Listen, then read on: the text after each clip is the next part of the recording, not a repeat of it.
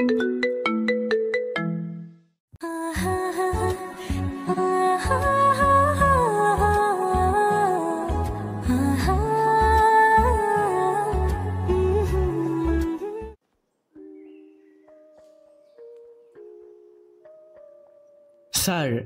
এইমাত্র ব্রিজের নিচে একটা ছেলের লাশ পাওয়া গেছে, আর লাশের মতো দুটো কিডনি নেই।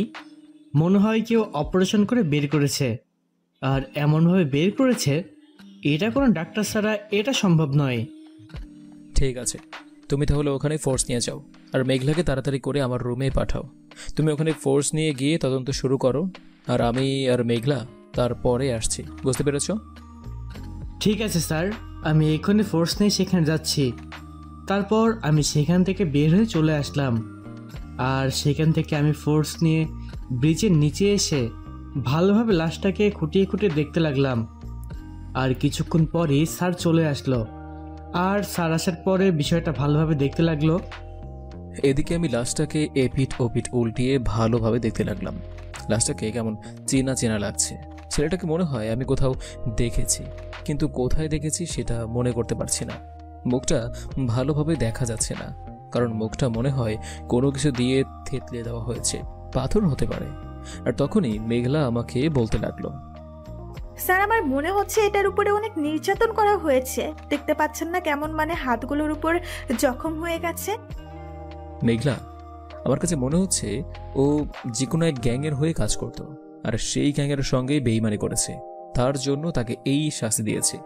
এটা আমার ধারণা, এবং এমনটাই মনে হয় সত্যি হবে। স্যার, আমারও তো এটাই মনে হচ্ছে। তারপর আমি কিছু দূর গিয়ে দেখতে পারলাম হাতের ঘড়ি অন্য জায়গায় পড়ে আছে, আর আমি হাতের ঘড়িটা এনে স্যারকে দিলাম, আর স্যার ঘড়িটা হাতে নিয়ে দেখতে পেল। আমি মেঘলার হাত থেকে ঘড়িটা নিয়ে ভালোভাবে দেখতে লাগলাম, কারণ এই ঘড়িটার একটা বিশেষত্ব আছে। এটা যে কেউ হাতে পড়তে পারে না, এটা একটা ব্র্যান্ডের ঘড়ি। আমি মেঘলাকে বললাম, মেঘলা, তুমি এই ঘড়িটার খোঁজ করো। তুমি এই ব্র্যান্ডের শপে যাও, আর শপে যাওয়ার পরে তুমি খোঁজ করো যে এই ঘড়িটা কে কিনেছিল, তার ডিটেলস বের করো আজকের মধ্যেই। আর শাহিন, তুমি তদন্ত করো আর লাশটাকে ফরেন্সিক ল্যাবে পাঠিয়ে দাও। তারপর আমি আরও কিছুক্ষণ কাজ করতে লাগলাম, আর কাজ করতে করতে সেদিনটা পার হলো।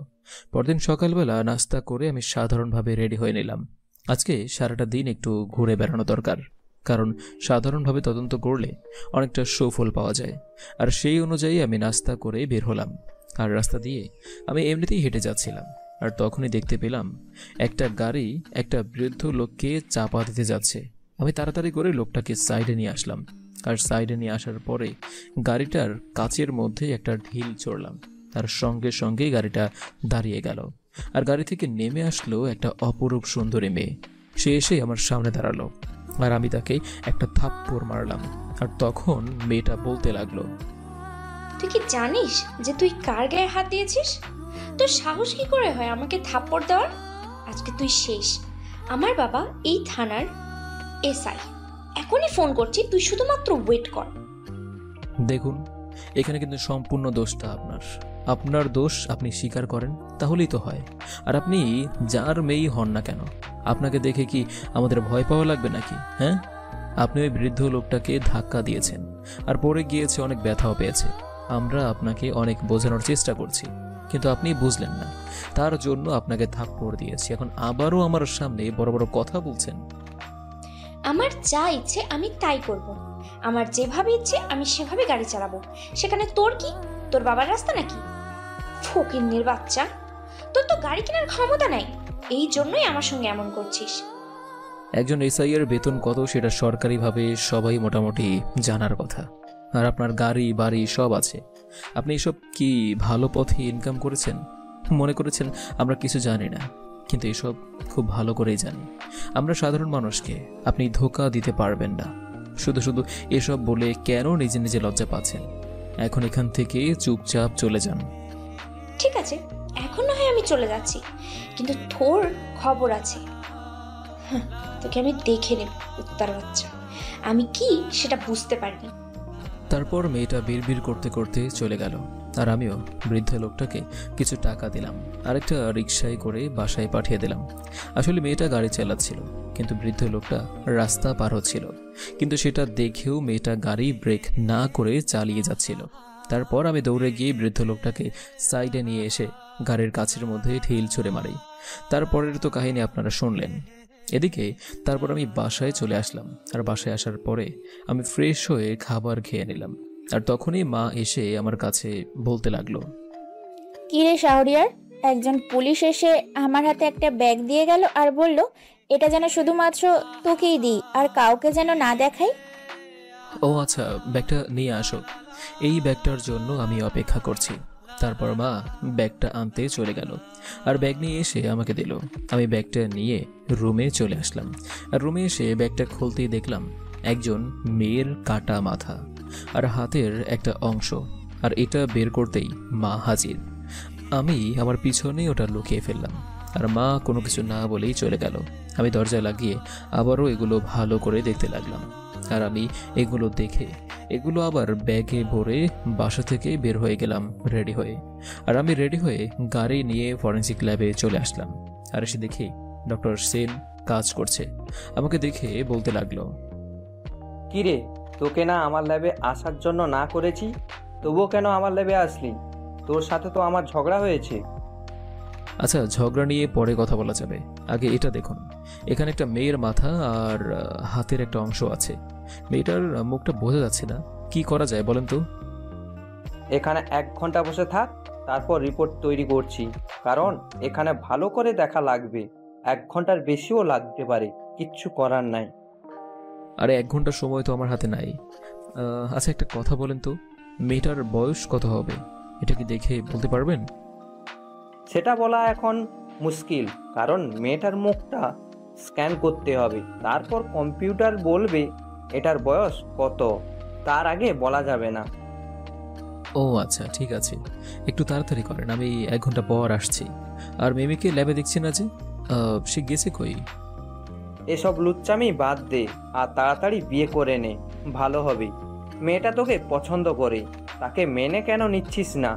আজকে আসে নাই, জ্বর। আরে কাকা, আপনি ভালো করেই জানেন আমি মিমিকে শুধুমাত্র আমার বন্ধুর মতোই মনে করি, তাছাড়া অন্য কোনো কিছু মনে করি না। আচ্ছা যা, এখন আমাকে কাজ করতে দে।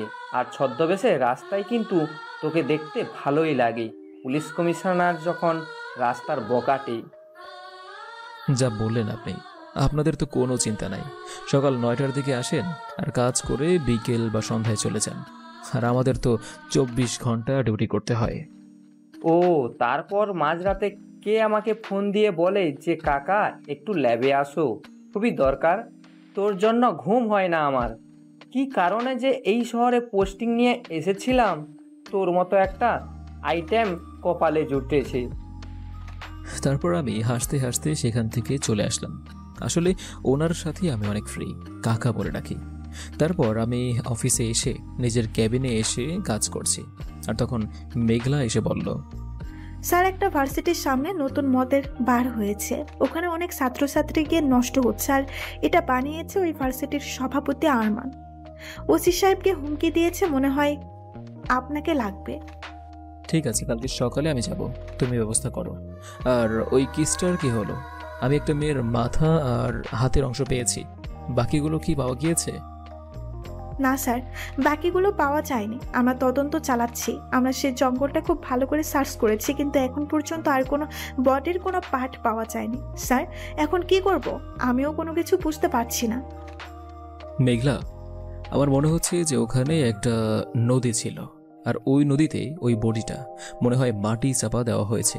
আর ওই নদীর কিনারে ভালো করে খুঁজতে বলো, এমনকি পানির তলায়ও চাপা দিয়ে রাখতে পারে, যে কোনো কিছু দিয়ে। জি স্যার, আপনি ঠিক কথা বলেছেন। ঠিক আছে স্যার, আমি আজকেই এখনই ফোর্স পাঠাচ্ছি, আর ফোর্স পাঠিয়ে এখনই সব কিছু করছি। স্যার, ওই ভার্সিটির আরমান কিন্তু ও আরও অনেক অপকর্ম করে থাকে। আমার সন্দেহ হচ্ছে যে ও কোনো গ্যাংয়ের লিডার। হ্যাঁ, আমি আরমানের ব্যাপারে খোঁজ নেব, তুমি এটা নিয়ে কোনো চিন্তা করো না। তোমাকে যেটা কাজ দিয়েছি তুমি সেটা করো, আর অবশ্যই তুমি এটা ছদ্মবেশে করবে। আর যদি একবার কেউ সন্দেহ করে তাহলে কিন্তু আমাদের হাতে বড় কেসটার সমাধান হবে না। এটা তুমি খুব ভালো করেই বুঝতে পেরেছো। তার জন্য যারা যারা তোমার টিমে কাজ করবে তাদের সবাইকে ছদ্মবেশে থাকতে বলবে। এটা আমার অর্ডার। জি স্যার, আপনি যেরকম বলবেন। তারপর আমি এই স্যারের রুম থেকে বেরিয়ে আসলাম, আর স্যারের রুম থেকে বের হতেই দেখলাম আমাদের টিমের একজন, নাম হলো শাহিন।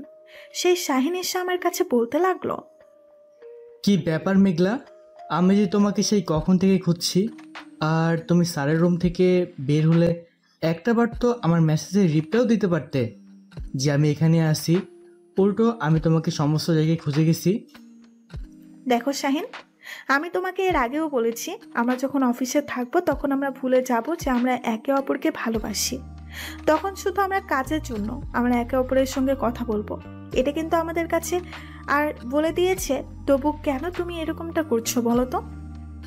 শোনো, তোমার সঙ্গে আমার কিছু কথা আছে, আর কথাগুলো আমাদের এই অপারেশন নিয়ে। শোনো, যে মেয়েটার বডির অংশগুলো পাওয়া গেছে, সেই মেয়েটার বডির অংশগুলো আমাকে দিতে পারবে? আমি একটা কাজ করতাম। কিন্তু সেগুলো নিয়ে তুমি কি করবে, আর সেগুলো আমি তোমাকে কোথায় থেকে দেব? তোমার কি দরকার সেটা আমাকে বলো, আমি না হয় পরে স্যারের সঙ্গে কথা বলে তোমাকে সব কিছু দেব। প্লিজ, আমি তোমাকে এটা বলতে পারবো না। আমি এটা নিয়ে যে কি করব তুমি আমাকে দিতে পারবে কি না বলো, আমার এটা খুবই দরকার। আমি তোমাকে এটা দিতে পারবো না, আর তাছাড়া স্যারের সম্পূর্ণ নিষেধ আছে। স্যার এই কেস নিয়ে কারোর সঙ্গে কোনো পরামর্শ করতে চান না। এমনকি উপর থেকে স্যারের কাছে অনেক কল এসেছে, সেগুলো স্যার অ্যাভয়েড করেছে, আমার চোখের সামনে দেখা। তুমি কেন সবসময় স্যারের প্রতি এমন উইক থাকো বলো তো? আমি যদি স্যারের ব্যাপারে কোনো কিছু বলতে চাই তাহলে তুমি আমার কথা ধরে ফেলো কেন? এমনটা করো, তুমি কি তাহলে স্যারকে অনেক বেশি ভালোবাসো, তাই না? আমাকে এখন আর আগের মতো ভালোবাসো না? প্লিজ শাহিন, তুমি এসব কি কথা বলছো? এখানে ভালোবাসার সম্পর্ক আসলে কোথা থেকে? আমি তো কোনো কিছু বুঝতে পারছি না। আর এগুলো আমি তোমাকে কেন দেব? এগুলো তো তোমার কোনো দায়িত্ব নেই। তোমাকে যে দায়িত্ব দেওয়া হয়েছে তুমি সেটা পালন করো মন দিয়ে। আর নদীর পাড়ে ফোর্স পাঠাতে হবে, ওই নদীর পাড়টা ভালো করে খুঁজে দেখতে হবে। চলো আমার সঙ্গে। তাহলে তো তুমি আমাকে ব্যবস্থা করে দিতে পারবে না, তাই না? তুমি তো আমাকে এটা ভালো করে বলতে পারতে, কিন্তু তুমি আমাকে বাড়ি দিয়ে কথা কেন বলো? কি জন্য? তোমার সঙ্গে আমার মাঝে মাঝে কথা বলতে ভালো লাগে না। আমি কোথায় তোমাকে ঝাড়ি দিয়ে কথা বললাম? আমি যে তোমার থেকে সিনিয়র অফিসার, এটা কি আমি মনে করি বলো? আমি তোমাকে সবসময় শ্রদ্ধা করি, সম্মান করি, তবু কেন তুমি আমার সঙ্গে এরকম বলো? কোনোভাবেই তাকে কোনো কিছু করাতে পারলাম না, এটাই ব্যর্থতা। তারপর আমিও গাড়ি নিয়ে টিমের সঙ্গে ওই জঙ্গলে চলে আসলাম। আর জঙ্গলে এসে সবাই সবার মতো খুঁজে চলছে।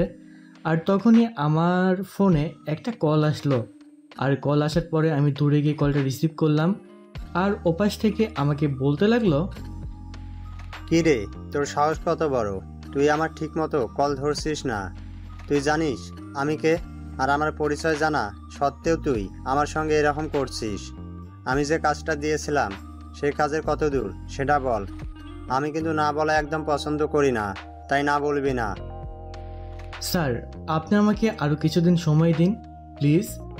স্যার, আমার যথাসম্ভব চেষ্টা করছি আমি ওই মেয়েটার বাকি অংশগুলো ফিরে নিয়ে আসব। তবে স্যার, আপনি তো মেয়েটাকে খুন করেছেন, আপনি তো চাইলে নিজেই করতে পারতেন। আমি খুন করেছি সেটা তো আমি জানি। ওই মেয়েটাকে টুকরো টুকরো করেছি সেটাও আমি নিজেই করেছি। কিন্তু তারপর আমি জুবাইর আর রকিকে দিয়ে চলে এসেছিলাম, ওরা যেন আলাদা আলাদা জায়গায় লুকিয়ে রাখে। সেটাই আমার সবচেয়ে বড় ভুল হয়েছে। তোরা পুলিশ হয়ে কোনো কাজ করতে পারিস না। ঠিক আছে স্যার, আমি আমাদের মতো করে চলেছি। আমি তথ্য পেলেই আমি আপনাকে জানাবো স্যার। আমার ব্যাপারটা একটু দেখবেন প্লিজ স্যার। কি ব্যাপার শাহিন, তুমি এখানে কাজ না করে তুমি ওখানে কি করছো? তাড়াতাড়ি আসো এদিকে, আমরা একটা ক্লু পেয়েছি, তাড়াতাড়ি আসো এদিকে। এদিকে আমি আরও কিছুক্ষণ কাজ করে আমি আবারও ফরেন্সিক ল্যাবে চলে আসলাম। আর ফরেন্সিক ল্যাবে আসার পরে ডক্টর সাহেব আমার কাছে এগিয়ে আসলো। আর এগিয়ে আসার পরে আমাকে বলতে লাগলো, শাহরিয়ার, এখানে আমি অনেক বড় কিছু জানতে পেরেছি।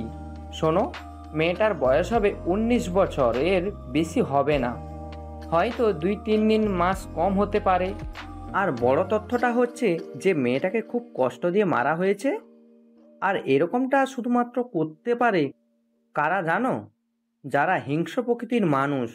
আর যে খুন করেছে তার মধ্যে এমন কোনো কিছু কাজ করছে, মানে মেয়েটাকে সে কোনো অপরাধী ভেবেছে, যে মেয়েটা তার অনেক বড় ক্ষতি করেছে। আর সেই মেয়েটার প্রতিশোধ নেওয়ার জন্যই হয়তো মেয়েটাকে এমনভাবে খুন করেছে। এটা ছাড়া আর কোনো কিছু মনে হয় না। পেলে আমার আরও তথ্য বের করতে পারবো। আচ্ছা ডক্টর, যেই মেয়েটাকে খুন করেছে সেই মেয়েটাকে কি আগে ধর্ষণ করে তারপর মেয়েটাকে খুন করা হয়েছিল, নাকি অন্যভাবে, এটা কি বলতে পারবেন? আর যে খুন করেছে তার কি কোনো ফিঙ্গারপ্রিন্ট বা কোনো চিহ্ন আছে? হ্যাঁ, তুমি ভালো কথা মনে করেছো। শোনো, আমি মেয়েটার নখের নিচে একটু চামড়ার টুকরো পেয়েছি। আর সেই চামড়াটা হলো বডির ঘাড়ের দিকে। হয়তো মেয়েটাকে ধর্ষণ করতে গিয়েছিল, আর সেই সময় ধস্তাধস্তির সময় মেয়েটা চিমটি দিয়ে ওই চামড়াটা নিয়ে নেয়। এটা ওই ভিকটিমের হবে, এবং সেই চামড়াটা থেকে খুব মোটামুটি একটা তথ্য দেওয়া যায় যে লোকটার বয়স 20 থেকে 25 বছরের মধ্যে হবে। আর চামড়াটার রং ছিল শ্যামলা। তো বুঝতেই পারছো ছেলেটা কেমন হবে। ঠিক আছে, আপনাকে অসংখ্য ধন্যবাদ আমাকে এত সব তথ্য দেওয়ার জন্য। আর আপনি আছেন বলেই তো আজকে আমরা এতদূর পর্যন্ত আসতে পেরেছি, না হলে এটা কোনো দিনের সম্ভব হতো না। আপনি সত্যি আমাদের জন্য গর্ব। শোনো, দিন শেষে যখন মানুষের জন্য কোনো কিছু করতে পারি না, এটাই আমাদের কাছে অনেক বেশি পাওয়া। হয়তো তোমার সঙ্গে আমার অনেক সময় ঝগড়া লাগে, কিন্তু দুজনে তো দেশেরই জন্যই কাজ করছি, এটাই আমাদের সবচেয়ে বড় পাওয়া। তারপর আমি সেখান থেকে চলে আসলাম, আর সেখান থেকে সোজা বাসায় আসছি। আর তখনই দেখলাম সেই মেয়েটাকে, যাকে আমি একটা থাপ্পড় মেরেছিলাম। মেয়েটাও আমার দিকে তাকিয়ে রয়েছে। মেয়েটা আসলে আমাকে চিনতে পারেনি। মেয়েটা একবার আমার দিকে তাকিয়েছিল, আর হয়তো এমনিতেই, কারণ আমার মুখে মাস্ক পরা ছিল, তাই আমাকে চেনার কথাই না। তারপর আমি সোজা বাসায় চলে আসলাম, কারণ এইরকমভাবে দেখা করলে আমাকে চিনে ফেলতে পারে। তার জন্যই এই বেশ দেখা করা যাবে না। আর তারপর আমি বাসায় চলে আসলাম। আর বাসায় আসার পরে খাবার খেয়ে নিলাম, আর মা বাবার সঙ্গে কিছুক্ষণ গল্প করে আমি ঘুমিয়ে পড়লাম। সকালবেলা ঘুম ভাঙলো মায়ের ডাকে, আর তখন মা আমাকে বলতে লাগলো, শাহরিয়ার, আজকে তো তোর ভাই লন্ডন থেকে আসবে। তুই রিফাতকে এয়ারপোর্টে গিয়ে রিসিভ করবি, ঠিক আছে?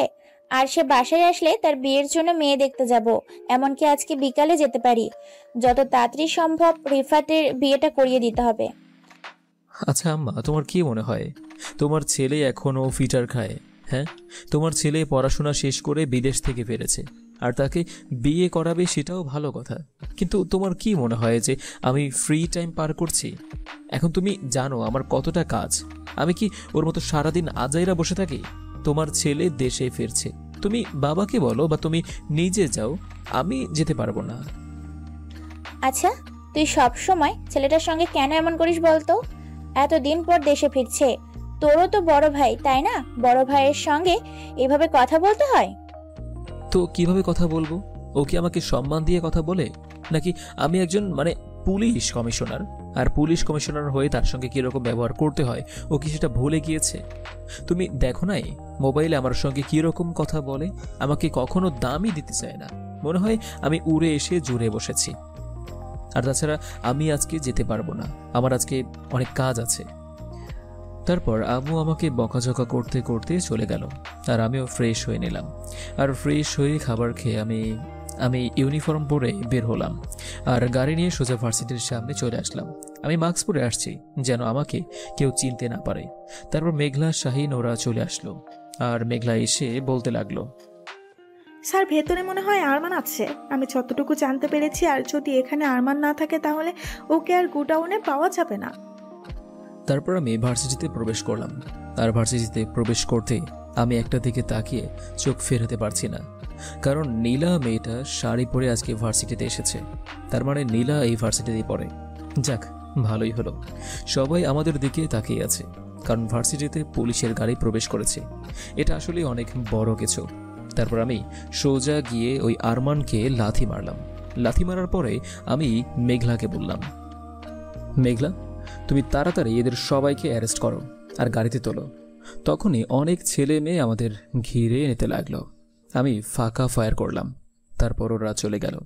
তারপর আমি ওই আরমানকে এবং তার সহকারী আরও কয়েকজনকে ধরে গাড়িতে তুললাম আর সোজা থানায় নিয়ে আসলাম। আর থানায় নিয়ে আসার পরে আমি ভিতরে গিয়ে চেয়ার নিয়ে বসলাম। তখন জিজ্ঞেস করব, আর এর মধ্যেই আমাকে দেখে বলতে লাগলো, তুই জানিস না তুই কাকে ধরে এনেছিস? বুঝতে পারছিস? আমি চাইলে অনেক কিছু করতে পারি, অনেকের সঙ্গে আমার হাত আছে। তুই আমাকে বেশিক্ষণ এখানে আটকে রাখতে পারবি না। আমি একটু পরে বের হয়ে চলে যাব, আর বের হবার পরে আমি আরও বেশি বেশি এসব কাজ করব। তোরা আমার কোনো কিছু করতে পারবি না। তোরা তো 2 টাকার পুলিশ, ওই 2 টাকার পুলিশ, তোরা আমার কিছু করতে পারবি না। তোর কি কোনো আইডিয়া আছে যে তোর সামনে এখন কে বসে আছে? যদি তুই আমার পরিচয় সম্পর্কে জানতে পারতে, তাহলে তোর মুখ দিয়ে এরকম কোনো কথাই বের হতো না। তুই কি মনে করেছিস আমি হাবিলদার? হ্যাঁ, তোর সঙ্গে কথা বলছি হাবিলদার হয়ে? তোর সাথে এখন কথা বলছে কমিশনার অফ পুলিশ, 43তম BCS প্রশাসন ক্যাডার। স্যার, আমাকে মাফ করে দিন। আমি আপনাকে আসলেই চিনতে পারিনি। যদি চিনতে পারতাম তাহলে আপনার সঙ্গে এরকম বেয়াদবি কখনোই করতাম না। স্যার, আমি আপনাকে টাকা দিচ্ছি, প্লিজ আমাকে ছেড়ে দিন। আমি আর কখনো এসব কাজ করব না, প্লিজ। আচ্ছা, তোর কি মনে হয় আমি খুব দুর্ভিক্ষের মধ্যে আছি যে তুই আমাকে টাকা দিতে চাচ্ছিস? কেন, আমার কি কোনো কিছুর কমতি পড়েছে? সরকার আমাকে গাড়ি দিয়েছে, সরকার আমাকে গাড়ির তেলের টাকা দিচ্ছে, আমাকে এত দামি পোশাক পরার জন্য ক্ষমতাও দিয়েছে, আমাকে এতটা পাওয়ার দিয়েছে। স্যার, আমি অনেক বড় ভুল করে ফেলেছি, সেটা আমি খুব ভালো করেই বুঝতে পারছি। স্যার, আমাকে আর একটা বার সুযোগ দিন। আমি এখন থেকে মানুষের সেবায় কাজ করব। মানুষের জন্য কোনো ক্ষতি না হয় সেটা আমি ভেবে দেখব। তাছাড়া ভার্সিটিতে আমি আর কখনোই অপকর্ম ওইসব করব না। আমাকে শেষবারের মতো সুযোগ দিন। তোকে বাঁচিয়ে রাখার এখন কোনো ইচ্ছেই আমার নেই। তোকে যদি কোর্ট অর্ডার নাও দেয় তবুও আমি তোকে মেরে ফেলবো। আমি তোকে যেভাবে পারি সেভাবেই মেরে ফেলবো। কেন জানিস? কারণ তুই আজ পর্যন্ত কত মায়ের কোল খালি করেছিস সেটা তুই নিজেও জানিস না। কত মেয়েকে তুই নিজের ডেরায় নিয়ে গিয়ে ধর্ষণ করেছিস সেটা আমি আর কি বলবো। হয়তো পুলিশের রেকর্ডে এতগুলো হিসাবও নেই। স্যার, আমি অনেক বেশি ভুল করে ফেলেছি, সেটা আমি খুব ভালো করেই জানি। স্যার, আমাকে ক্ষমা করে দিন। স্যার, প্লিজ স্যার, আমি আর কখনোই এমনটা করব না। আপাতত তুই এখানে থাক, আর তোর বিষয়ে আমি পরে কথা বলবো। আর তোর সঙ্গে যে উপরে সবার সঙ্গে কানেকশন আছে সেটা আমি খুব ভালো করেই জানি, এবং আমি এখন সাংবাদিকদের দেখে এটাই সবাইকে জানাবো যে আমাদের হাত থেকে তুই পালিয়ে গিয়েছিস এবং কোথায় আছিস সেটা আমাদের অজানা। আমরা এখন খোঁজ চালিয়ে যাচ্ছি, তদন্ত চলছে, এখন থাকতে থাক। তারপর আমি সেখান থেকে চলে আসলাম। আর সেখান থেকে চলে আসার পরে আমি আমার ক্যাবিনে এসে পোশাকটা চেঞ্জ করে সাধারণ বেশে আমি বের হলাম। আর সাধারণভাবে বের হওয়ার পরে আমি সোজা ভার্সিটির সামনে চলে আসলাম। আর ভার্সিটির সামনে এসে দেখি ওই মদের দোকান ভেঙে দেওয়া হয়েছে। সবাই এখানে তাকিয়ে তাকিয়ে দেখছে। আর তখন এই নীলা কোথা থেকে যেন আমার সামনে চলে আসলো। আর নীলা এসে আমাকে একটা থাপ্পড় মেরে বলতে লাগলো, তুই কি মনে করেছিস আমি তোকে এখন খুঁজে পাবো না? দেখেছিস, এখন আমি ঠিকই তোকে খুঁজে পেয়েছি। এখন তোকে কে বাঁচাবে বলতো?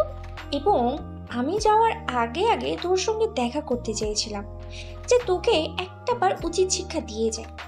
আজকে তো আমি চলে যাব, বাবার পোস্টিং হয়ে গেছে, সেই জন্য তার আগেই তোকে শিক্ষা দিয়ে যাই। ম্যাডাম, আপনি কিন্তু আমাকে এরকমটা করতে পারেন না। সবার সামনে এখানে কিন্তু আপনার অন্যায় ছিল। আপনি কালকে অন্যায় করেছেন, সেই অনুযায়ী আপনাকে শাস্তিটা কম দেওয়া হয়েছে। আর আমি তো শাস্তি দেওয়ার কেউ না।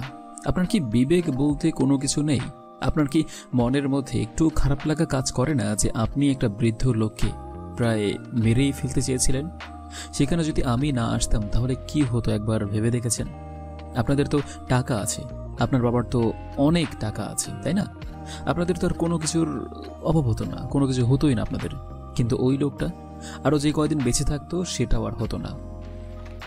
আমি জানি আমি অনেকটা খারাপ করেছি, কিন্তু তাই বলে তুই সবার সামনে আমাকে অপমান করবি? তোর কত বড় সাহস, তুই আমাকে সবার সামনে অপমান করছিস? তুই জানিস আমার বাবাকে? আমি এসআই ফারুকের মেয়ে। ম্যাডাম, আমি সত্যি অনেক লজ্জিত। প্লিজ আমাকে ক্ষমা করে দিন। আমি আর কখনো আপনার সঙ্গে এরকমটা করব না। প্লিজ ম্যাডাম, আমি একটা সাধারণ ছেলে, আমি এখনো বেকার। ঠিক আছে, আমি তোকে আজকে ছেড়ে দিয়েছি। এরপর থেকে আর কখনো আমার সঙ্গে দেখা হলে এরকম ভুল করবি না, বুঝতে পেরেছিস? এবার যা এখান থেকে। ম্যাডাম, একটা সত্যি কথা বলবো। আপনাকে ম্যাডাম বলতে না কেমন যেন লাগছে। আপনাকে কি আপু বলে ডাকতে পারি? আসলে আপনাকে শাড়িতে না অনেক বেশি সুন্দর লাগছে। তোকে তো আমি ভেবেছিলাম তুই একটা সাধারণ ছেলে, কিন্তু এখন তো দেখছি তোর আমার উপরে নজর পড়ে গেছে। ঠিক এখন থেকে যাবি নাকি আমি আমার বন্ধু বান্ধব ডাকতে শুরু করব? ম্যাম, প্লিজ এরকমটা করবেন না। আমি তো আপনাকে সরি বলেছি, তার জন্য আপনি কেন এমনটা করছেন? ম্যাম, সত্যিই বলছি, আপনাকে আজ অনেক সুন্দর লাগছে, পুরো পরীর মতো লাগছে। মনে হচ্ছে আল্লাহ তাআলা হয়তো আপনাকে নিজ হাতেই সৃষ্টি করেছেন। তারপরে নীলা মেয়েটা চলে গেল। আর নীলা চলে যাওয়ার পরে আমি নীলার দিকে তাকিয়ে রইলাম। মানে সব ফারুকের মেয়ে হলেও নীলা এসআই ফারুকের তো পোস্টিং হয়ে গিয়েছে। চাইলে তার বাবাকে এই শহরে এখনই রেখে দিতে পারে, কিন্তু এটা করলে কি ভালো হবে? কোনো কিছুই বুঝতে পারছি না। তারপর আমি সোজা বাসায় চলে আসলাম। বাসায় আসার পরে ফ্রেশ হয়ে নিলাম, আর ফ্রেশ হয়ে খাবার খেয়ে নিলাম। আমি খাবার খেয়ে রুমে এসে চিন্তা করতে লাগলাম, নীলা যদি অন্য শহরে চলে যায় তাহলে আমি কি তার সঙ্গে যোগাযোগ করতে পারবো? এদিকে আমারও কত ঝামেলা, বাবা মাকে ছেড়ে অন্য শহরে যেতে হবে। না থাক, এই শহরেই রেখে দেই। তারপর আমি মেঘলাকে কল দিলাম, আর মেঘলাকে কল দেওয়ার পরে মেঘলা কলটা রিসিভ করলো। আর আমি বলতে লাগলাম, মেঘলা, ওই যে রামপুরা থানার এসআই আছে না, নাম ফারুক, ওনার তো মনে হয় পোস্টিং হয়ে গিয়েছে। আমি তো মনে হয় কয়েকদিন আগে সাইন করে দিয়েছিলাম। তুমি ওই এসআই ফারুককে পোস্টিং হতে না বলো, তাকে পোস্টিং করার দরকার নেই। ওকে, তার প্রমোশন দিয়ে ওসি বানিয়ে দিলাম। তুমি বলবে যে তার প্রমোশন হয়ে গিয়েছে, আর প্রমোশন দেওয়ার পরে তাকে এই থানার ওসি বানিয়ে দেওয়া হয়েছে। ঠিক আছে স্যার, আপনি কোনো চিন্তা করবেন না, আমি এখনই এটা করছি। আর উনি অনেক ভালো লোক স্যার। আমরা গোয়েন্দার মাধ্যমে জানতে পেরেছি উনি অনেক সন্ত্রাসীদের হত্যা করেছে। উনি অত্যন্ত ভালো লোক। হ্যাঁ ঠিক আছে, এটা এখনই করবে। আর ওই তদন্তের কি হলো? তুমি আমাকে কোনো রিপোর্ট দাওনি এখন পর্যন্ত। আর মেঘলা, তোমার সঙ্গে শাহিনের রিলেশন নিয়ে আমি কোনো কিছু বলতে চাই না, তবে সব সময় সবাইকে বিশ্বাস করতে নেই। একটু চোখ কান খোলা রেখো, ঠিক আছে? এরকম কাজ করলে কিন্তু হবে না। আর তুমি এটা মনে রাখবে যে তোমার ঘরে কিন্তু তোমার মা অসুস্থ, তুমি ছাড়া তোমার মায়ের কেউই নেই। একটু সাবধানে থেকো। আর অনেক সময় অনেক কিছু হয়ে যেতে পারে, তোমার উপর অ্যাটাক আসতে পারে, যেহেতু তুমি কিন্তু প্রপারলি এটার উপর তদন্ত করছো। কেউ কিন্তু জানে না যে এটার মধ্যে আমি নিজেও তদন্ত করছি। বিষয়টা মাথায় রাখবে। জি স্যার, আমি বিষয়টা বুঝতে পেরেছি। আর তাছাড়া যেখানে আপনি আছেন সেখানে আমি আমার নিজেকে নিয়ে এতটা চিন্তা করছি না। আমি যদি দেশের জন্য শহীদ হই তবুও আমার একটু আফসোস থাকবে না। আমার মাও সেই কথাই বলে।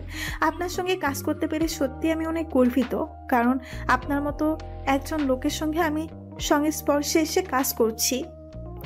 শোনো মেঘলা, আমি কিন্তু তোমাকে আমি আমার নিজের বন্ধুর মতোই মনে করি, ঠিক আছে? আমার যত বন্ধুবান্ধব আছে তাদের মধ্যে বেস্ট ফ্রেন্ড হিসেবে কিন্তু আমি তোমাকে দেখি।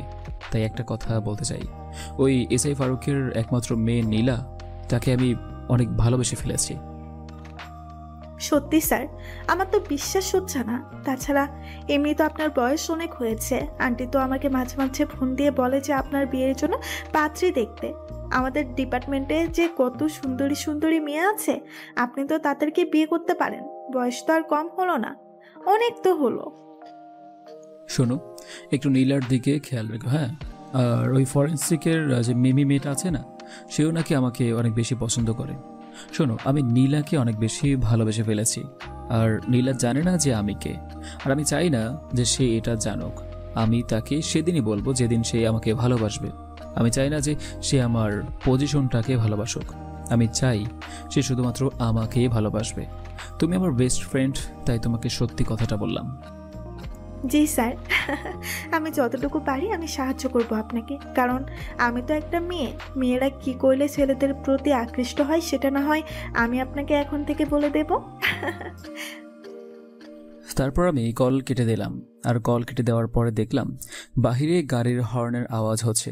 বুঝতে পারলাম বাবা ভাইয়াকে নিয়ে চলে এসেছে। তারপরেই আমি গিয়ে দরজাটা খুলে দিলাম। আর দরজা খুলতেই ভাইয়া আমার সঙ্গে অনেক কথা বলতে লাগলো। আর এভাবেই কথা বলতে বলতে সময়টা পার হয়ে গেল। আমি বিকেলবেলা আবার রেডি হয়ে নিলাম। আর রেডি হয়ে আমি বের হলাম। আর বের হতেই আমি সোজা জঙ্গলের কাছে চলে আসলাম। আর জঙ্গলের কাছাকাছি আসতেই তখন মেঘলা বলতে লাগলো, স্যার আমরা বডির বাকি পার্টগুলো খুঁজে পেয়েছি, চলুন আমি আপনাকে দেখাচ্ছি। আর স্যার এখানে আমি আর শুধুমাত্র আপনি আছি, আর কেউ নেই। আমার শাহিনকে অনেক সন্দেহ হয়। শাহিন আমার কাছে এই বডির পার্টসগুলো চেয়েছিল। কেন চেয়েছে সেগুলো আমি জিজ্ঞাসা করেছি, কিন্তু সে কোনোভাবেই প্রকাশ করেনি। আর শাহিনের জন্যই ফোর্স ছাড়া এখানে আসতে হয়েছে। জানি এখানে অনেকটা ভয়ঙ্কর জায়গাটা, কিন্তু সেফটির জন্য এটা করেছি।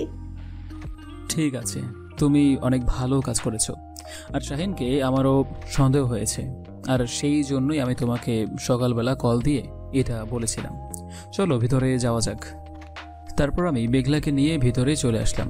আর ভিতরে আসার পরে আমি বডি পার্টসগুলো ভালোভাবে খুঁটিয়ে খুঁটিয়ে দেখতে লাগলাম।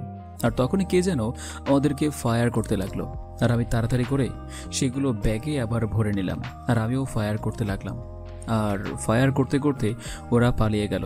বুঝতে পারলাম না যে কে আমাদের ফায়ার করলো। আর তখনই একটা বুলেট এসে গাছের মধ্যে ঢুকে গেল। আর বুলেটটা বের করে দেখলাম এটা তো আমাদের ডিপার্টমেন্টের AK-47 গুলি। আর এটা তো গুন্ডা বা মাফিয়াদের কাছে থাকার কথা নয়। মেঘলা এটা দেখে অবাক। আর তখন মেঘলা আবার আমাকে বলতে লাগলো, স্যার আমার সন্দেহ হচ্ছে যে এখানে আমাদেরকে আক্রমণ করার জন্য শাহিন এসেছিল। শাহিন কোনো মাফিয়াদের সঙ্গে আছে এবং তাদেরকে সাহায্য করছে। আমাদের সকল খবরাখবর ওই মাফিয়ার কাছে দিচ্ছে যে এগুলো কাজ করছে, খারাপ কাজ। এখনই কোনো শাহিনের বিরুদ্ধে ব্যবস্থা নেওয়া যাবে না। যদি আমি শাহিনের বিরুদ্ধে ব্যবস্থা নিতে চাই তাহলে আমি ওদেরকে হাতে নাতে ধরতে পারবো না। আর এখন আমাদের কাজ হচ্ছে যে শাহিনের উপরে নজরদারি করা। এটাই হবে আমাদের কাজ, ওকে? আর তুমি সবসময় সাবধানে থাকবে। আমি কিন্তু আবারও বলছি, আমার কথা ছাড়া কোনো অপারেশনে যাবে না। আর রাস্তায় চলাফেরার সময় গাড়ির গ্লাসটা কখনোই নামাবে না। যদি কোনো ফকির মিসকিন যদি তোমার কাছে টাকা চায় তবুও তুমি গ্লাস নামাবে না। আর বাসার ভিতরে তো আর কোনো সমস্যাই নেই। জি স্যার, আমি বুঝতে পেরেছি ওরা আমাদের কাছ থেকে এসব নিয়ে যাওয়ার জন্যই কিন্তু আমাদেরকে এখন অ্যাটাক করেছিল। চলেন স্যার এখান থেকে বের হওয়া যাক। আমার মনে হচ্ছে যে এই জায়গাটার মধ্যেই অনেক বড় বড় ডিল হয়ে থাকে। এই যে দেখো, এখানে কিন্তু পেট্রোলের গন্ধ পাওয়া যাচ্ছে। তার মানে এখানে কোনো গাড়ি এসে দাঁড়ায়। প্রতিদিনই জায়গাটায় কেমন যেন কালো হয়ে গিয়েছে। আজকে রাতে আবারও এখানে আসতে হবে, তাও আবার মাঝরাতে। তারপর আমরা সেখান থেকে বের হয়ে চলে আসলাম। আমি সেগুলো নিয়ে সোজা ফরেন্সিক ল্যাবে ডক্টরের কাছে চলে আসলাম। আর ফরেন্সিক ডক্টরের কাছে এসে আমি সেগুলো নিয়ে ভালোভাবে ওনার সঙ্গে আলোচনা করতে লাগলাম। আর আলোচনা করে জানতে পারলাম বেশ অনেক কিছু। তারপর আমি আরও কিছু কাজ করলাম। আর এসব করতে করতেই বেশ অনেকটা সময় পার হয়ে গেল। এখন রাত 12টা বেজে গিয়েছে। আমি আমার টিম সহ নিয়ে জঙ্গলের দিকে যাচ্ছি। কিছুক্ষণ পরেই জঙ্গলের কাছাকাছি চলে আসলাম। আর গাড়ি থেকে নেমে আমি সামনের দিকে হেঁটে যেতে লাগলাম। আর তখনই শাহিন আমাকে বলতে লাগলো, স্যার আমি একটু ওদিক থেকে আসছি। আসলে স্যার খুবই ইমার্জেন্সি 1 নাম্বার পেয়েছে। প্লিজ স্যার আমি এখন আসছি, আপনি সামনের দিকে যান। তারপর আমি মাথা নাড়ালাম। আর মাথা নাড়ানোর পরে শাহিন চলে গেল। আর শাহিন চলে যাওয়ার পরে আমি মেঘলাকে বললাম একটু পিছনে পিছনে যাওয়ার জন্য। তারপর আমিও সামনের দিকে এগিয়ে আসলাম। আর এগিয়ে আসার পরে দেখতে পেলাম কিছু লোক দাঁড়িয়ে সেখানে কথা বলছে। আর আমি আমার পজিশন মতো দাঁড়িয়ে পড়লাম। সবাইকে মাইক্রোফোনে বললাম যে সেট হয়ে যাওয়ার জন্য। আর তখনই মেঘলা আমার পিছনে চলে আসলো। আর পিছন থেকে আমার কানের কাছে এসে বলতে লাগলো, স্যার আমি শাহিনকে যতটা বিশ্বাস করেছিলাম আসলে শাহিন ততটা বিশ্বাসের যোগ্য না। আমি অনেক ভুল করে ফেলেছি স্যার। শাহিন কারোর সঙ্গে যেন কথা বলছে। তোমার কাছে এখন এসব কথার কোনো শুনতে চাইনি, বুঝতে পেরেছ? এখন যেটা কাজ করার তুমি সেটা করো, নিজেকে কন্ট্রোল করো এবং এখানে মনোযোগ দাও। আমি না বলা পর্যন্ত কেউ কোনো কিছুই করবে না। আমি আগে ফায়ার করব আর কেউ আগে সামনের দিকে যাবে না আমার কথা ছাড়া। আর চতুর্দিকে খেয়াল রাখবে, কারণ যে কোনো সময় যে কোনো কিছুই হতে পারে। তারপর আমি আরও সামনের দিকে এগিয়ে গেলাম। এগিয়ে যাওয়ার পরে আমি সুযোগ মতো ফায়ার করতে লাগলাম। আর হঠাৎ করেই আমার টিমের একজনের গায়ে এসে গুলি লাগলো। আমি অবাক হয়ে গেলাম, কারণ ওরা স্পেশাল ট্রেনিং প্রাপ্ত। ওদেরকে কেউ সামনে থেকে গুলি করবে এরকমটা কখনোই হওয়ার কথা নয়, কারণ আমরা যথেষ্ট পরিমাণে সেফটি নিয়েই এসেছি। আমাদের কোথায় গুলি করলে আমাদের লাগতে পারে, আমরা সামনের দিকে আগাতে পারবো না, এটা শুধুমাত্র আমরাই জানি, আর অন্য কেউ এটার ব্যাপারে জানার কোনো কথাই নয়। তারপরে বুঝতে পারলাম যে শাহিন আমাদের সঙ্গে বিশ্বাসঘাতকতা করেছে। আমি কোনো কিছুই বললাম না। তারপরে অপারেশন শেষ করলাম, আর কিছু লোক পালিয়ে গেল, আর কিছু লোককে আমরা ধরে অ্যারেস্ট করে থানায় নিয়ে চলে আসলাম। আর পরদিন সকালবেলা আমি সবার সঙ্গে নাস্তা করছি, আর তখন মা আমাকে বলতে লাগলো, কালকে তো মেয়ে দেখার জন্য যেতে পারিনি, এখন নাস্তা করে একটু পরেই রেডি হয়ে রিফাতের জন্য মেয়ে দেখতে যাব। তুই কি আমাদের সঙ্গে যাবি? মা, আমার তো একটা অপারেশনের মধ্যে আছি, হয়তো তোমরা শুনেছ, আর এটা সম্পূর্ণ দায়িত্ব আমার ওপরে। আমি নিজেই এটা হ্যান্ডেল করছি, তার জন্য আমি যেতে পারবো না। তুমি, বাবা আর ভাইয়া মিলে দেখে আসো, আর তোমাদের পছন্দই তো আমার পছন্দ, তাই না? বিয়েটা কি আমি তোকে করাচ্ছি? তোরটা তো আরো পরে। আমাদের পছন্দ আর তোর পছন্দ মানে বড় ভাইয়ের বিয়ে, তোর কোনো দায়িত্ব নেই? এটা কি তুই কোনো কথা বললি? মা, শুধু শুধু কেন আমার উপর রাগ দেখাচ্ছ বলো তো? বলেছি তো আমার সময় নেই। প্লিজ মা, একটু বুঝতে চেষ্টা করো। ও বাবা, তুমি এমন চুপ করে বসে আছো কেন? তুমি মাকে একটু বোঝাও না। আমি কি আসলে বসে থাকি নাকি বলো? ওখানে গিয়ে আমার কি কোনো লাভ আছে বলো? ভাইয়াকে নিয়ে যাও। তারপর আমি সেখান থেকে নাস্তা করে একটা সাধারণ ছেলের মতো রেডি হয়ে বাইরে চলে আসলাম। এখন আমি যাব নীলার কাছে, কারণ আমারও তো একটা মন আছে। আমার তো মন চায় যে আমার প্রিয় মানুষের সঙ্গে দুষ্টুমি করেই। তারপর আমি এইসব ভাবতে ভাবতে ভার্সিটির সামনে চলে আসলাম। আর ভার্সিটির সামনে যথারীতি আমি ভার্সিটিতে প্রবেশ করতে যাব, তখনই দেখতে পেলাম কিছু বান্ধবীদের সঙ্গে বসে আড্ডা দিচ্ছে নীলা। আমি তাদের সামনের দিকেই হেঁটে যেতে লাগলাম, আর তখনই নীলা আমাকে ডাক দিল। আমি তার কাছে গেলাম, আর কাছে যাওয়ার পরে আমাকে জিজ্ঞেস করলো, কিরে, তুই এই ভার্সিটিতে কি করিস? তোকে তো এই ভার্সিটিতে কখনো দেখিনি, নাকি তুই আমার পেছনে পেছনে এখানে এসে গেছিস? কোনটা বলতো? আমি এখন কি বলবো কোনো কিছুই বুঝতে পারছি না। আমি কি এখন ভার্সিটির কথা বলবো, যেখানে নতুন অ্যাডমিশন নিয়েছি? নতুন অ্যাডমিশন নিয়ে সে কথা বললে কি বিশ্বাস করবে? কারণ আমার যা বয়স, তারপর দেখলাম প্রিন্সিপাল সামনের দিকেই যাচ্ছে, আর আমরা বুঝতে পারলাম যে একটা মিথ্যা কথা বলাই যায়। পরে না হয় প্রিন্সিপালের কাছে গিয়ে কোনো কিছু বলে অ্যাডমিশন নিয়ে নিলাম কিছুদিনের জন্য, আবারও ভার্সিটির লাইফে ফিরে আসব। এটা আর কম কিসের? তারপর আবার প্রিয় মানুষটার সঙ্গে তারপর আমি অনেক ভেবে চিন্তেই বলতে লাগলাম, আসলে আমি ভার্সিটিতে নতুন ভর্তি হয়েছি। তারপর আপনাকে দেখার পরে সত্যি আমার অনেক ভালো লাগছে। জানেন, কালকে রাতে আমি একদম ঘুমাতে পারিনি, সবসময় আপনার কথা মনে পড়েছে। কি করবো বলেন? আই নীলা, দেখেছিস ছেলেটা তোর সামনে এসব কি কথা বলছে? তুই তো বলেছিলি যে ছেলেটা তোকে অনেক সম্মান করে, আর তুই ছেলেটাকে র্যাগিং করবি, ওই দিনের প্রতিশোধ নিবি। এখন দেখছি ছেলেটা তোকে পছন্দ করা শুরু করে দিয়েছে। তা কবে থেকে? এই, তুই কি কার সামনে কি বলছিস? সেদিন আমি তোকে ছেড়ে দিয়েছিলাম, আর কালকেও তুই আমার কাছে মাফ চেয়ে তারপরে গিয়েছিলি, আর এখন আমাকে ওইসব উল্টাপাল্টা কথা বলছিস। তুই জানিস আমি কে? হ্যাঁ, আমি জানি তো, আর আমি আপনাকে ভালোবাসি। সমস্যা কি? এটার মধ্যে তো আর কোনো অন্যায় করছি না, তাই না? আর আপনি হলেন এসআই ফারুকের একমাত্র মেয়ে। এখন অবশ্য আপনার বাবার প্রমোশন হয়েছে, এখন আপনার বাবা হলেন রামপুর থানার ওসি, তাই তো? আমি কি এটা তো তাহলে তুই ভালো করেই জানিস, আর সবকিছু জানার পরেও তুই আমার কাছে এসে এইসব কথা বলছিস? তোর কোনো যোগ্যতা আছে আমাকে ভালোবাসার?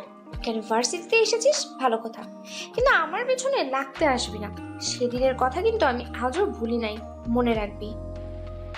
হ্যাঁ, মনে তো রাখতেই হবে, কারণ আমি যে আপনাকে অনেক বেশি ভালোবাসি, আর আমাকে আপনি অনেক বেশি ভালোবাসবেন। আগে আমি আপনাকে ম্যাডাম ডাকতাম, এখন আমি আপনাকে আপু ডাকি। তারপর কিছুদিন যাওয়ার পরে আমি আপনাকে বউ ডাকবো। এটাই তো কথা, তাই না? তখন নীলা এসে আমাকে একটা থাপ্পড় মারলো, তার বান্ধবীরাও তাকিয়ে আছে, আর আমি নিশ্চুপ হয়ে দাঁড়িয়ে রইলাম। আর তখন নীলা আমাকে রাগী কণ্ঠে বলতে লাগলো, ফকিন্নির বাচ্চা, তোর কোনো যোগ্যতা আছে আমাকে এভাবে কথা বলার? যা এখান থেকে, আর কখনো যদি এইসব কথা আমার সামনে এসে বলেছিস তখন বুঝতে পারবি।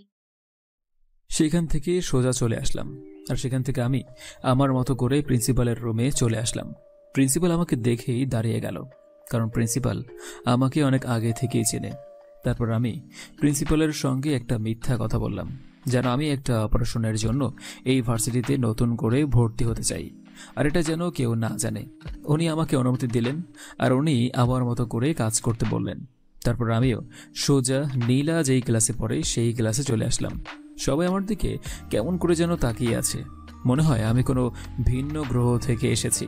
আর একটু পরেই নীলা আর তিথি ক্লাসরুমে প্রবেশ করলো, আর ক্লাসরুমে প্রবেশ করাতেই আমাকে দেখতে পেয়ে আমার দিকে তাকালো।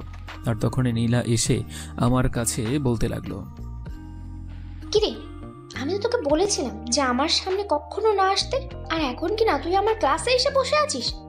তোকে এই কলেজে ঢুকতে দিয়েছে কে? কেন? আমি তো শুধুমাত্র তোমার জন্যই ভর্তি হয়েছি, জানো।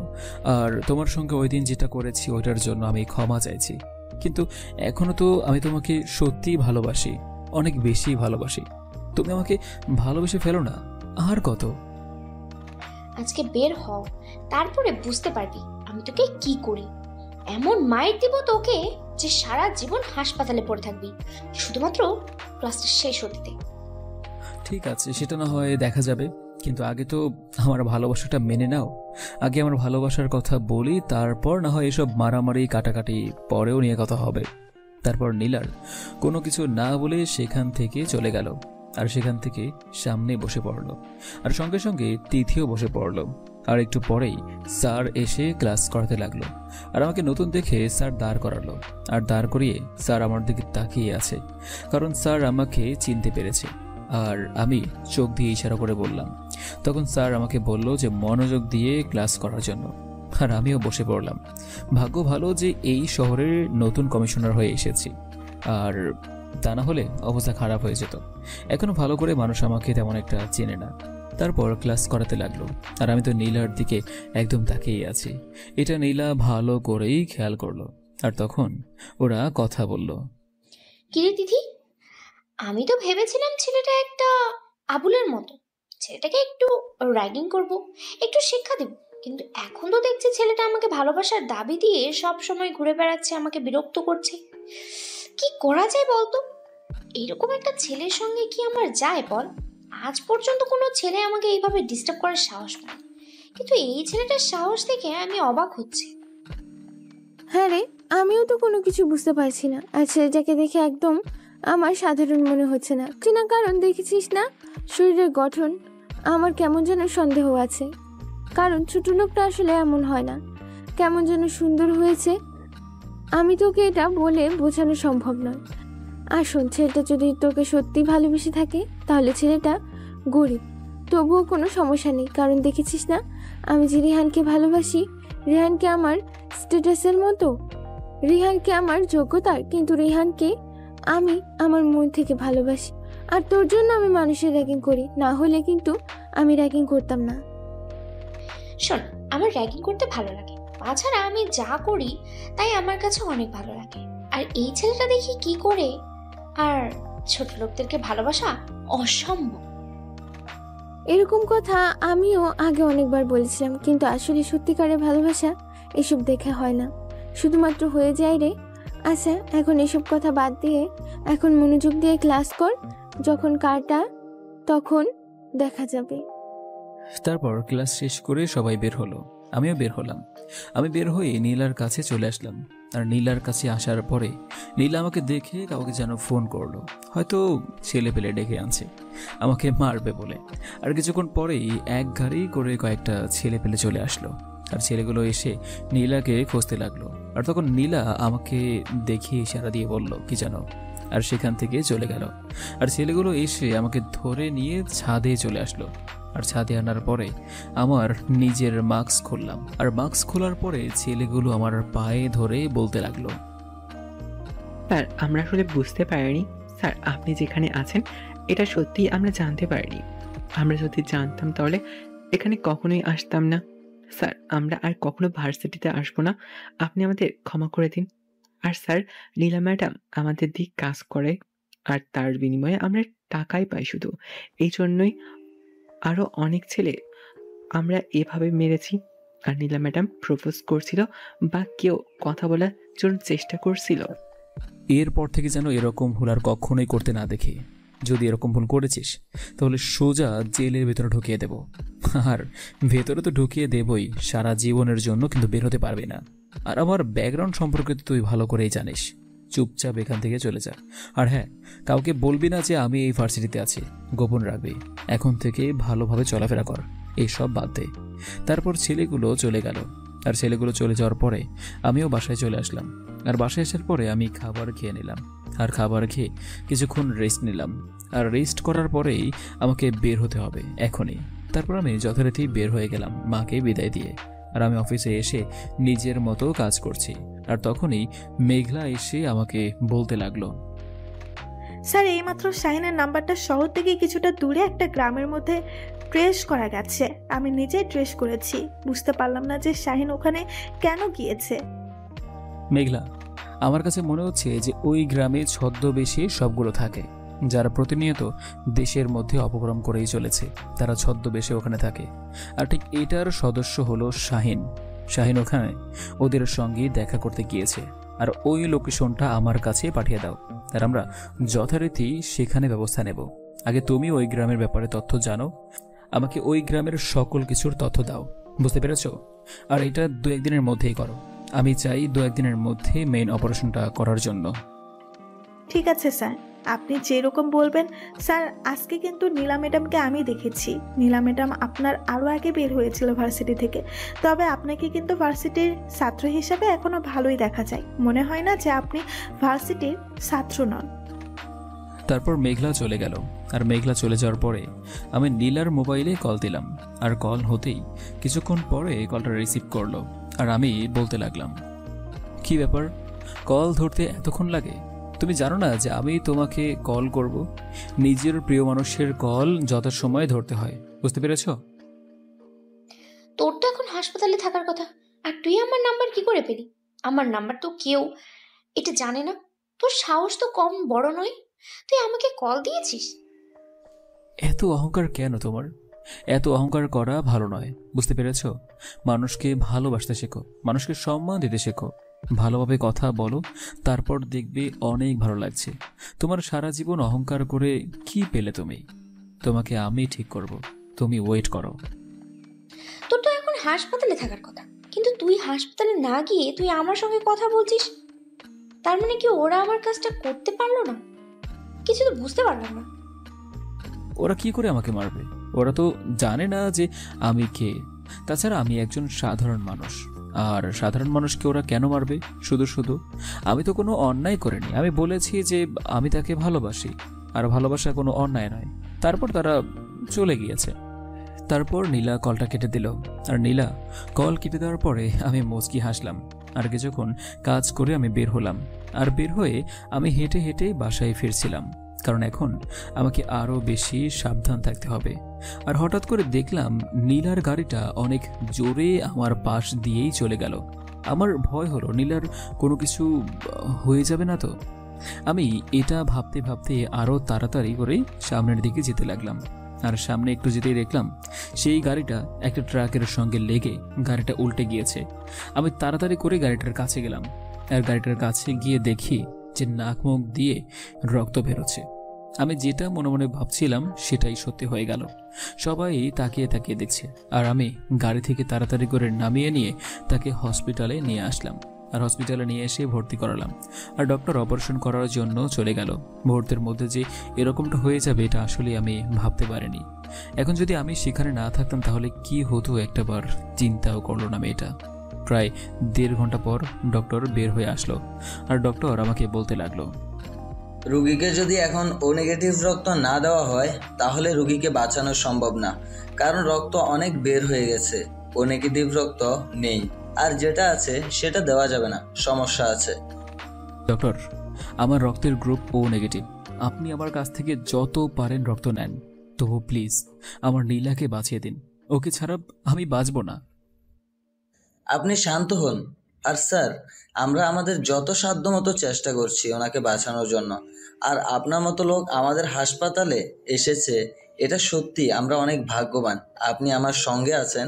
স্যার, আমি আপনাকে আগে চিনতে পারিনি। তারপর আমি ডক্টর সাহেবের সঙ্গে গেলাম, আর ডক্টর সাহেবের সঙ্গে যেয়ে আমি আমার থেকে এক ব্যাগ রক্ত দিলাম।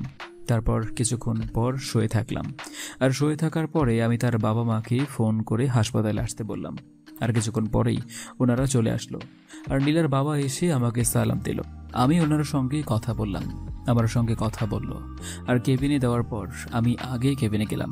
আমি নীলার পাশে বসে আছি, তার বাবা হয়তো ডক্টরের সঙ্গে কথা বলছে।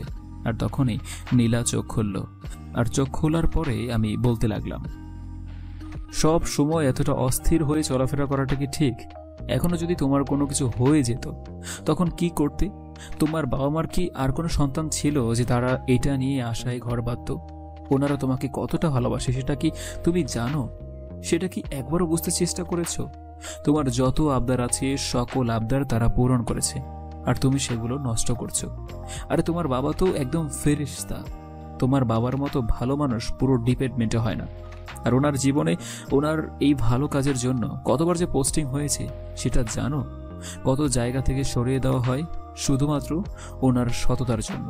ওনার সততার ফল হয়তো এখন পাচ্ছে না, কিন্তু একটা সময় যে উনি ঠিকই পাবেন।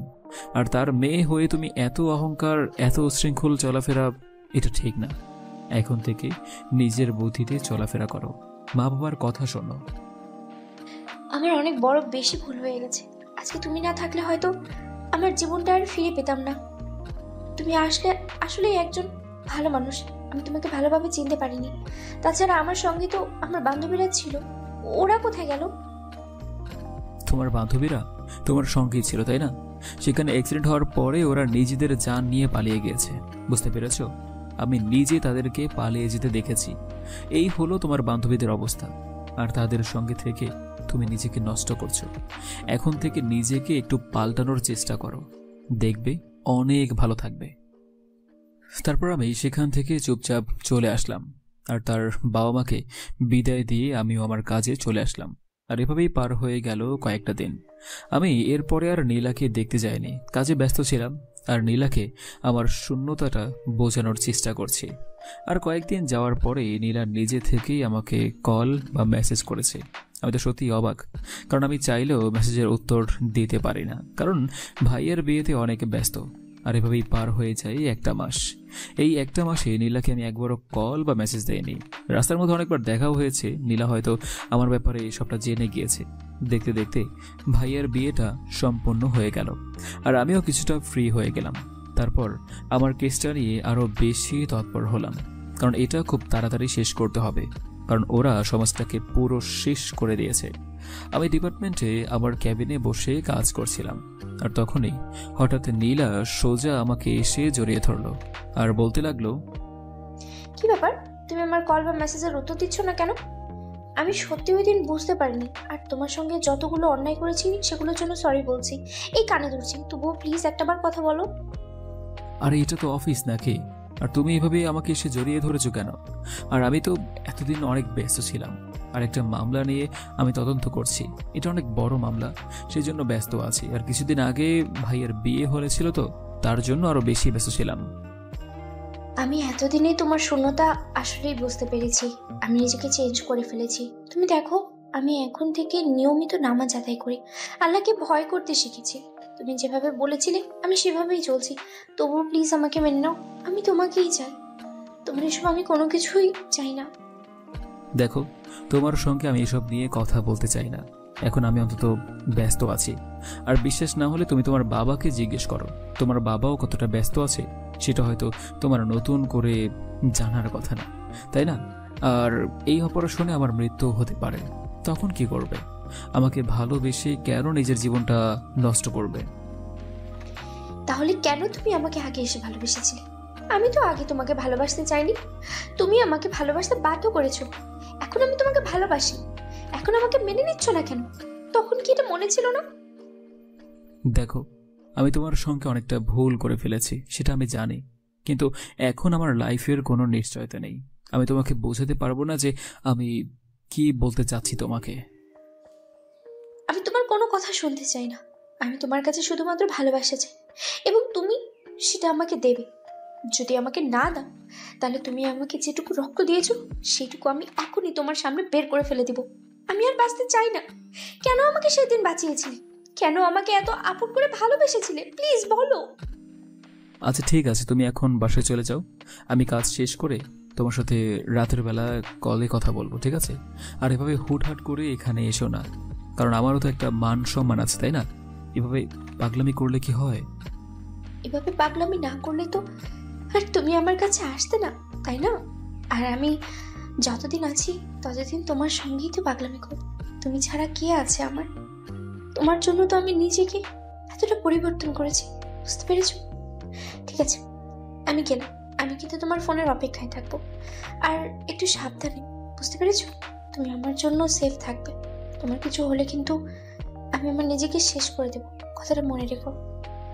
তারপর আমি নীলাকে অনেক বুঝিয়ে নীলাকে বাড়িতে পাঠিয়ে দিলাম। আর নীলাকে পাঠিয়ে দেওয়ার পরে মেঘলা চলে আসলো। আর মেঘলা এসে আমাকে বলতে লাগলো, স্যার আমরা এই গ্রামের সমস্ত তথ্য পেয়ে গেছি। আমরা চাইলে আজকে অপারেশনে যেতে পারি। ওই গ্রামে ক্যাম্প বানিয়ে ছদ্মবেশে ওরা থাকছে। আর এটার পুরো লিস্ট দিচ্ছে আমাদের বিক্রম। হলো এমপির একমাত্র ছেলে, আর এমপির সাহসে এবং এমপির সহযোগিতায় সকল কিছু করে থাকে। তার ছেলে বিক্রম পুরো বাংলাদেশ এগুলো করছে। তারপরেও বাংলাদেশে লোক রয়েছে, জায়গায় জায়গায় রয়েছে। আমরা সকল ক্যাম্পের ঠিকানা, লোকেশন ট্যাশ করতে পেরেছি আর সকল জায়গা থেকে ওদের ক্যাম্প উড়িয়ে দিয়েছি। আপনার আদেশ মোতাবেক এখন বাকিটা আপনি যা বলবেন। ঠিক আছে চলো, এখন একটা মিটিংয়ে যেতে হবে। আর ওখানে সেনাবাহিনীর কর্মকর্তারাও থাকবে। ওদের সঙ্গে প্ল্যান করে তারপর ওখানে যেতে হবে, কারণ ওইটা একটা বিপজ্জনক এলাকা। আর আমরা চেষ্টা করছি যে সাধারণ মানুষের কোনো ক্ষতি যেন না হয়। তাড়াতাড়ি চলো, মিটিং প্রায় শুরু হয়ে গিয়েছে। আমি এতক্ষণ তোমার জন্যই ওয়েট করছিলাম। স্যার আমি তো আরো অনেক আগেই আসতাম, কিন্তু আপনাকে জানালা দিয়ে দেখলাম ভাবি আপনাকে জড়িয়ে ধরে রেখেছে। কি করে আপনার কাছে আসছি বলেন? আপনার সঙ্গে কথা বলাটা তো এই সময় আসাটা ঠিক হবে না, তাই না? মেঘলা, এখন এসব কথা বলার সময় নাই। চলো তাড়াতাড়ি, বোর্ড মিটিং আছে। আর আমাদের সেখানে পুরো প্ল্যানটাকে সাজাতে হবে। আর ওদের বিরুদ্ধে এতদিনে যা প্রমাণ জোগাড় করতে পেরেছি সবগুলো সেখানে উপস্থাপন করতে হবে। আর শাহিনের ব্যাপারটা আমি পরে দেখব। শাহিনকে তুমি তোমার নিজের হাতেই ক্রস ফায়ার করবে। It's my order. একজন দেশদ্রোহী কখনো প্রিয় মানুষ হতে পারে না, কথাটা মনে রাখবে সবসময়। তারপর আমি আমাদের বোর্ড মিটিংয়ের জন্য চলে আসলাম। আর নিজেকে প্রস্তুত করে সকল স্যারের উপরস্থ কর্মকর্তারাও চলে আসলো। আর ওদের সামনে মিটিং শুরু হলো। আর যেহেতু এটার উপর দায়িত্ব আমার ছিল, তাই আমাকে এই উপস্থাপন করতে হবে। আর আমি দাঁড়িয়ে বলতে লাগলাম, স্যার এখানে আমি সকল তদন্ত করে দেখেছি যে এটার পেছনে বিক্রম রয়েছে। বিক্রমের দুবাইয়ের একজনের সঙ্গে হাত রয়েছে। দুবাইয়ের সেই লিডারের নাম হলো সুফিয়া। সেই সুফিয়ার সঙ্গে সে মিলে এসব করছে।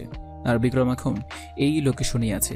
এই লোকেশনটা খুবই দুর্গম এলাকা, একটা পাহাড় এলাকা, কিন্তু ওখানে প্রায় 15,000-এর মতো মানুষ বসবাস করে।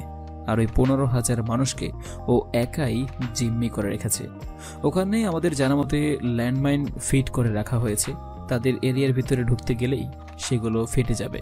আর তাই আমাদের প্রথম কাজ হবে যে ওইগুলো আগে ডিফিউজ করা।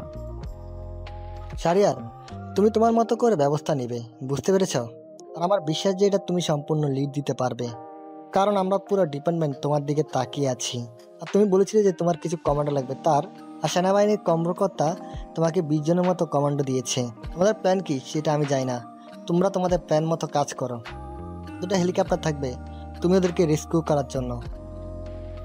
জি স্যার, সেটা আমি বুঝতে পেরেছি। স্যার আরেকটা কথা হলো যে আমাদের খুবই একটা লজ্জাজনক ঘটনা, যে সেটা হলো শাহিন ওই বিক্রমের সঙ্গে কাজ করে। আর কাজটা করেছে, কিন্তু ও আমাদের অনেক তথ্য তাদের কাছে পাচার করেছে, যার জন্য আমাদের এতটা সময় লেগেছে এগুলো করতে। আর ইনশাআল্লাহ আমরা সফল হতে পারবো, ওদের সবাইকে ধরে ফেলতে পারবো। আর এমপি সহ এখন সেখানেই আছে। এমপি পদত্যাগ করেছে। আর বিক্রমের যেখানে যেখানে তার ক্যাম্প ছিল, মানে সে যেখানে তার গোডাউনের মালামাল সাপ্লাই করত, সমস্ত গোডাউন পুড়িয়ে দেওয়া হয়েছে। আর লোকগুলোকে অ্যারেস্ট করেছে, কাউকে ক্রসফায়ার করা হয়েছে, সেটা আমার নির্দেশে। ঠিক আছে, এখন তুমি তোমার মতো করে ব্যবস্থা নাও, আমরা তোমার পাশে আছি। আর যত রকমের সাহায্য লাগে তুমি আমাকে বলবে, আমি সব কিছু করে দিব, বুঝতে পেরেছ? তুমি এখন অপারেশনে যেতে পারো। ওদেরকে বাঁচিয়ে রেখে সরকারের অন্য ধ্বংস করার কোনো প্রয়োজন নেই। ওদেরকে সোজা মেরে ফেলবে, আর কোনো কথা নেই। আর আমাদের ডিপার্টমেন্টের যে বিশ্বাসঘাতক করেছে সে এখন নিশ্চয়ই তোমাদের কাছে নেই। তাকে দেখা মাত্রই ক্রস প্লেয়ার। তারপরে আমি সেখান থেকে চলে আসলাম। সেখান থেকে আসার পরে আমি 2টা টিম ভাগ করে দিলাম, আর 2টা টিমের মধ্যে লিডার দেবে, একটার মধ্যে মেঘলা আর একটার মধ্যে আমি। তারপর কমান্ডোদের সঙ্গে আমি আমার টিমের সঙ্গে প্ল্যান বুঝিয়ে দিলাম, আর মেঘলাও তাদের টিমের সঙ্গে প্ল্যানটা বুঝিয়ে দিল। আর এভাবেই সময়টা পার হয়ে গেল। আমি রওনা দিচ্ছি, আর তখনই মা কল দিল।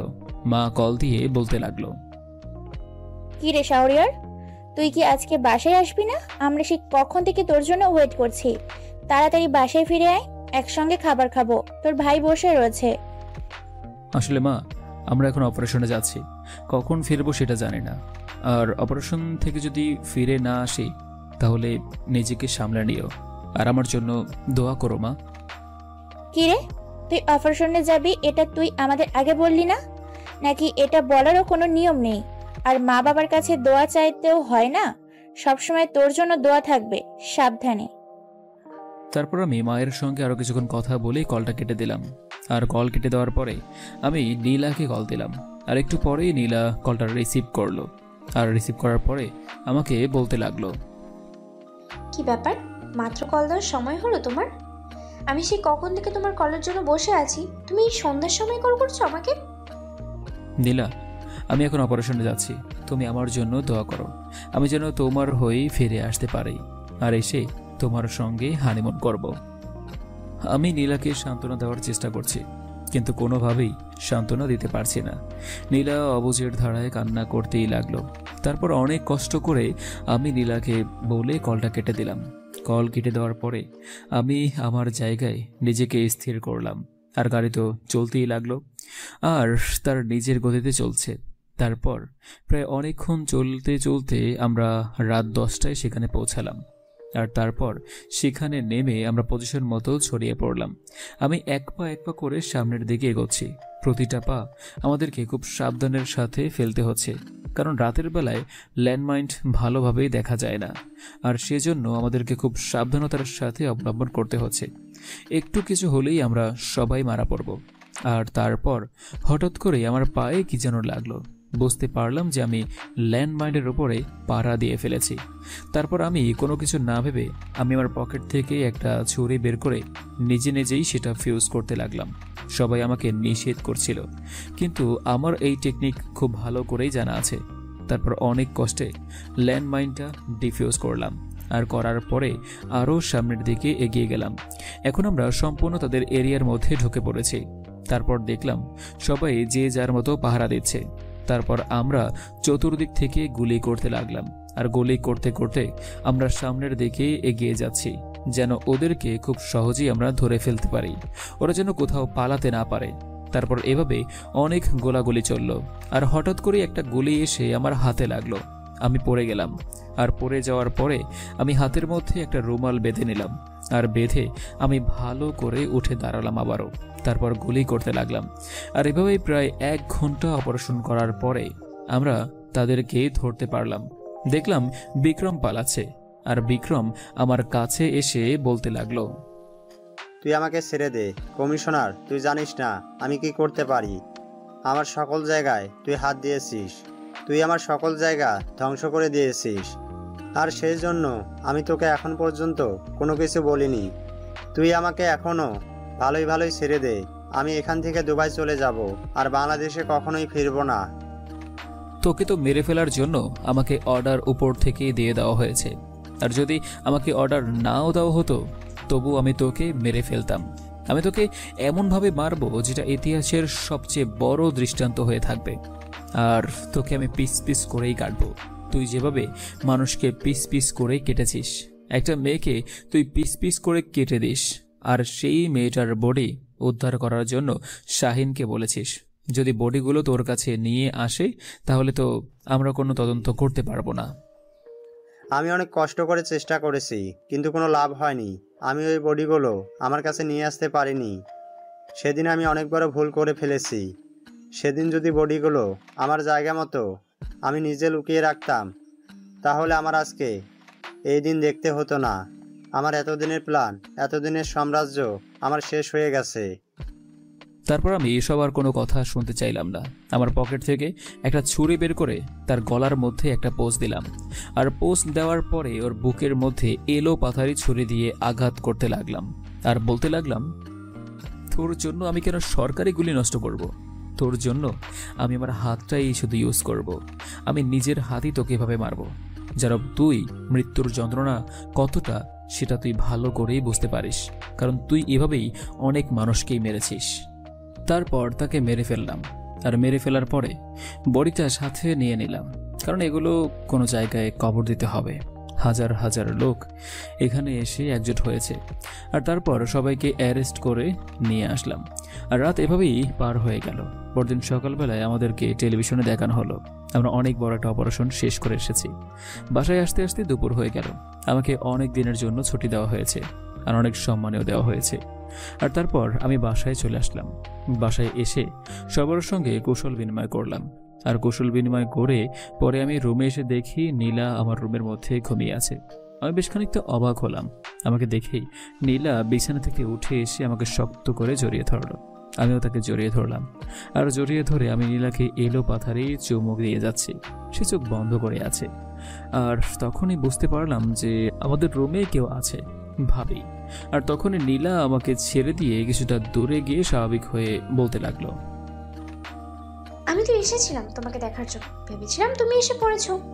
আর আমাদের ব্যাপারটা তো সবাই জানে, তার জন্য কোনো সমস্যা হয়নি। আজকে আমাদের বিয়ে হবে, বিয়ের আগে আমি শ্বশুরবাড়ি এসে আচ্ছা দেখেছো এমন কতটা ভাগ্য আছে।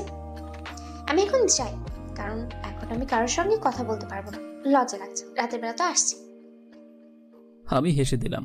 তারপর নীলা কিছুটা লজ্জা পেয়ে চলে গেল। আসলে নীলা এক্সাইটমেন্টে আমাকে দেখার জন্য এখানে এসেছে, আর আমি সকালবেলা নীলাকে মেসেজ দিয়েছিলাম যে তোমাকে দেখতে খুব ইচ্ছে করছে। এদিকে আমিও আমার হাতের গলে লাগার পরে ব্যান্ডেজ করে নিয়েছি। এটা অবশ্য নীলা দেখে গেছে। যাওয়ার সময় আবারও নীলা বলতে লাগলো, রাতে এসে না হয় আপনাকে সেবা করব, এখন তো ওষুধটা খেয়ে দিন। আমি বাসায় চলে গেলাম, আল্লাহ হাফিজ, একটু রেস্ট নাও, বুঝতে পেরেছো? তারপর আমিও ফ্রেশ হয়ে খাওয়া দাওয়া করে রেস্ট নিলাম। আর বিকেলবেলা পারিবারিকভাবেই আমাদের বিয়েটা হয়ে গেল, কারণ নীলা একদম নিষেধ করেছে যে অনুষ্ঠান না করার জন্য, আর এটার জন্যই খুব তাড়াতাড়ি বিয়েটা হয়ে গেল। এখন আমি দাঁড়িয়ে আছি বাসর ঘরের সামনে। বাসর ঘরের সামনে এসে দাঁড়িয়ে আছি, আর তখনই হঠাৎ করে ভিতর থেকে নীলা বাইরে এসে আমাকে টেনে ভিতরে নিয়ে গেল। আমি তো পুরা লজ্জায় পড়ে গেলাম, কারণ এটা ভাবি দেখে ফেলেছে। তারপর আমি দরজা লাগিয়ে দিলাম, আর দরজা লাগানোর পরে নীলা আমাকে বলতে লাগলো, তোমার আসতে এতক্ষণ লাগে কেন?